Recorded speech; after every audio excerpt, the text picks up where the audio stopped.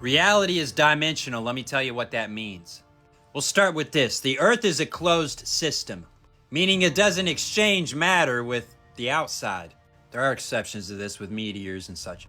But by and large, the Earth has its own defense system, and that gets really big. Well, I'll show you.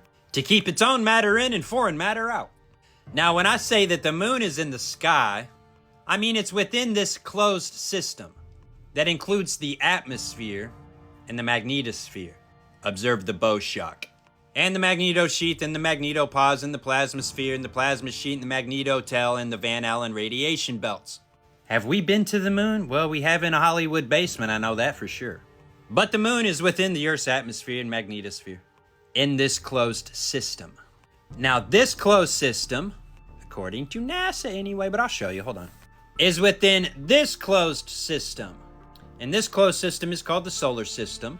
And like the Earth has its own magnetosphere, the Sun has its own heliosphere or atmosphere. And defense systems, look at the bow shock again, scaled up from the Earth to the solar system. And this is all represented as a sphere for a reason, even though I thought it was a disk.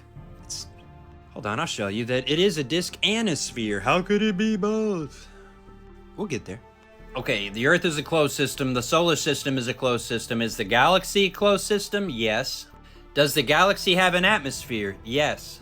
It's condensed to a pancake because it is toroidal. So sure, here's where all the matter is concentrated. But the whole structure is spherical even as it's condensed because it's a toroid.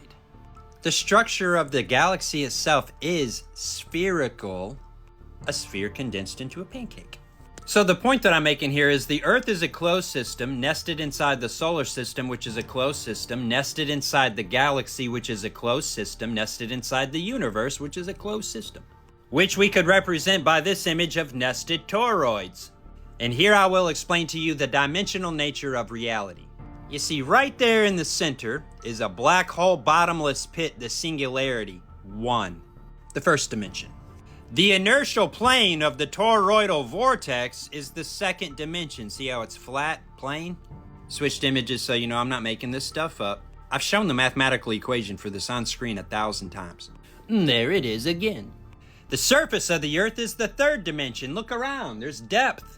Everything, walking, talking, flying, crawling, it's all three-dimensional.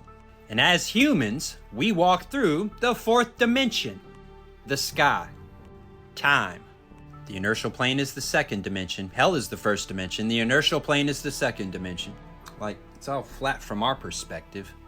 But we are three-dimensional, and we're moving through time. The sky begins, like, as soon as you leave the ground. Down that far off the ground, the sky begins. So that we're walking through time. And if you'll see, hell is a closed system there, along with the inertial plane, all bound up in the third reality. And you add the sky to that, and now it's a closed system all within itself and within the sky. Dimensions 1, 2, 3, and 4. Hell, the foundations of the Earth, the surface of the Earth, the sky. Even Einstein's relativity will tell you that time operates differently up there than it does down here. Time does move differently for the 10th floor than it does for the first floor. You add speed to that, it gets real relative. I don't know how somebody who discovered relativity could have a problem with spooky connection at a distance. It's like both things are equally mind-blowingly weird, bruh. Like if relativity's true, then quantum entanglement's okay. Yes, I can see it's weird around here.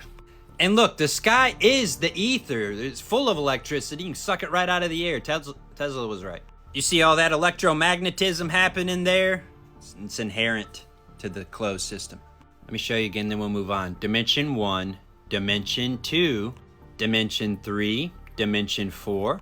Dimension 5 is space, more appropriately called the second heaven. The moon is within the closed system of the Earth and the sky. The sun and the stars are in the second heaven, space. That's why they're on fire, they are glorified, whereas the moon is not. Now, time moves differently in space because it's above the fourth dimension.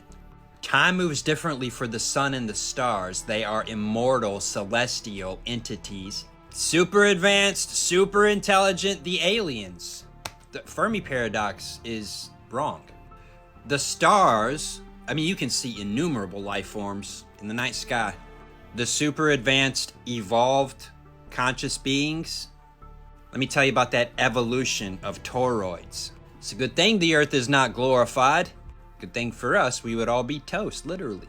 You take that metaphorically, allegorically, dead literal. Fire, and we ain't made of this stuff yet, are we? Evolution? What's the truth behind evolution? Not what they told you, I promise. True evolution is from sperm cell to human being. From human being to immortal celestial entity. I mean, that's what all the religions have told us. That's what even the New Age are telling us. That's what even the scientists are trying to tell us. We got to evolve our consciousness through technology and all that. They got the story wrong because theirs is according to the flesh. The true story is according to the spirit. Let me show you. But first, we'll do it again. 1, 2, 3, 4, dimension 5. Dimension 6, the heaven of heavens, is paradise. The sky's heaven number 1, includes time. Space, the second heaven. Paradise, the third heaven, the heaven of heavens. What's reality itself, all the way up and down, nested in eternity? Let's talk about the multiverse. You see, God can see not only what you're gonna do, but everything that you possibly could do. All the way from beginning to end, all the possibilities, he can see them all. The heaven of heavens cannot contain him. He is in eternity. As far as multiverse is concerned, superposition, all possibilities. Multiverse is everything that will not happen, because from eternity all the way down through heaven to the earth, superposition is collapsing into reality. More and more, and continues to collapse all the way into a bottomless pit, the black hole singularity we call hell. Hell is physical reality condensed to an infinite point, bottomless pit. Heaven, hell. Your mouth that is supposed to be speaking life, all meats are purged in the draft. That's right, you're a toroid and I'm a toroid and every living thing is toroidal. And we're all nested in the closed system of the earth. And that system is enclosed by the sky, which is a system enclosed by space, or the galaxy as they call it, which is a system enclosed by paradise, or dark matter and energy as they call it, which is a closed system enclosed by eternity itself. All possibility, collapsing into reality level by level until it hits the physical, and further still until it collapses into a bottom. What is the bottom of a bottomless pit? Contemplate that. There ain't one. So, reality itself, the universe itself, doesn't even have to look like this. Look, we are toroids that are all nested on the closed system of the earth, which is also a toroid. Everything is toroids all the way down. But time moves differently and things become more possible the further out you go from the earth. All the way to all possibilities where God is. Now, he has an image sitting on his throne in heaven, but the heaven of heavens cannot contain God. That's just his image. And him dwelling in it, the fullness of the Godhead, it's him, but it's his image that he created everything by, for, and through to sit up on his throne in paradise. Whereas the invisible God is in eternity, he can see all things that could have, might have, would have, didn't, were. Superposition, omnipresence. When we talk about interdimensional beings, they're either from hell, or they're a star or planet or moon in space, a celestial body. Go just Google celestial body. Not all flesh is the same kind of flesh. Even on earth there are different kinds of flesh. Even in heaven, some stars shine brighter than others. There's one kind of flesh for the earth, there's another kind of flesh for heaven. We can see them all with our own eyes in the second heaven. Toroids don't just adapt through generations via procreation. The point of a toroid is to jump levels. Jesus said, "Ye must be born again." Look, this right here is what he's talking about, bro. It's the simplest, most obvious, easiest story. It's the purest, most logical explanation. From sperm to human, from human to star, it's not even hard to believe. How could a human become a star? How can a sperm become a human? Oh, it's written in the code, right there in the design. You do what the designer said and you get life, and more abundantly. It's the most logical thing on earth. Did it myself once. So did you. Anyway, look at that shape right there. Look, atoms are closed systems too.